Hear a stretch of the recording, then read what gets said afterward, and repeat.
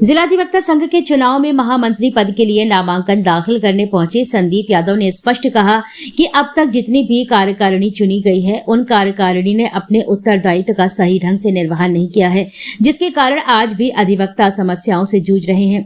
उन्होंने कहा कि बैठने के लिए अधिवक्ताओं के पास कोई भी व्यवस्था नहीं है, शौचालय का अभाव है, पार्किंग के लिए अधिवक्ता परेशान है, अधिवक्ताओं के पास आने वाले नए अधिवक्ताओं को प्रोत्साहन के लिए कोई भी व्यवस्था नहीं की गई है। उन्होंने कहा कि इन्हीं सारी मुद्दों को लेकर ही वह चुनावी मैदान में आए हैं।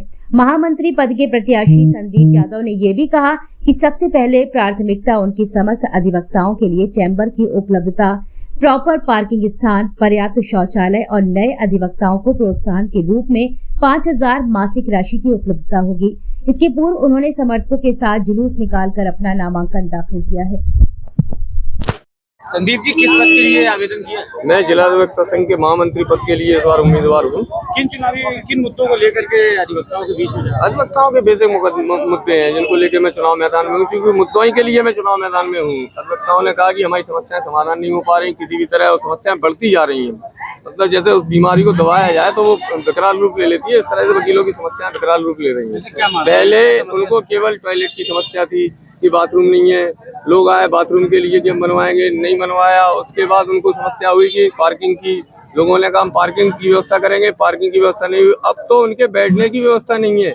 आज स्थिति ये हो गई कि जो जहाँ बैठे थे उनको वहां से हटा के और विस्थापित करके यहाँ भटकने के लिए छोड़ दिया गया है। समस्याएं तमाम है, बिल्कुल। निराकरण के लिए क्या रूप है? भैया देखिए, समस्याएं अगर कोई समाधान करने का प्रयास करेगा तो समाधान होगा, क्योंकि प्रयास नहीं किया गया इसलिए कोई समाधान नहीं है आज की डेट में।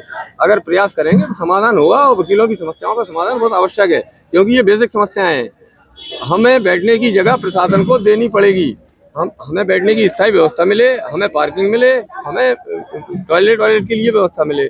और बाकी जो जूनियर अधिवक्ता हैं, जो नए लोग आते हैं 2, 4, 5 साल तक का जिनका रजिस्ट्रेशन है नया और झांसी बार में प्रैक्टिस करते हैं, उनको 5,000 रुपये प्रोत्साहन राशि इसलिए ताकि वो ईमानदारी से वकालत सीख सकें, क्योंकि 5 साल का जो पीरियड होता है वो सीखने के लिए होता है। अगर वो तभी से पैसा लेने देने में लग जाएंगे तो उनको दिक्कत होगी, इसलिए उनको आर्थिक सहायता 5,000 रुपये प्रतिमाह बार की तरफ से। जितनी समस्या आपने गिनाई है उसका उत्तरदायी भाई हमारे ही लोग उत्तरदायी हैं। हमने गलत लोगों को चुना, हमने चुना ये सोच के चुना कि वो कुछ करेंगे, लेकिन नहीं किया, इसलिए आज समस्याएं हैं।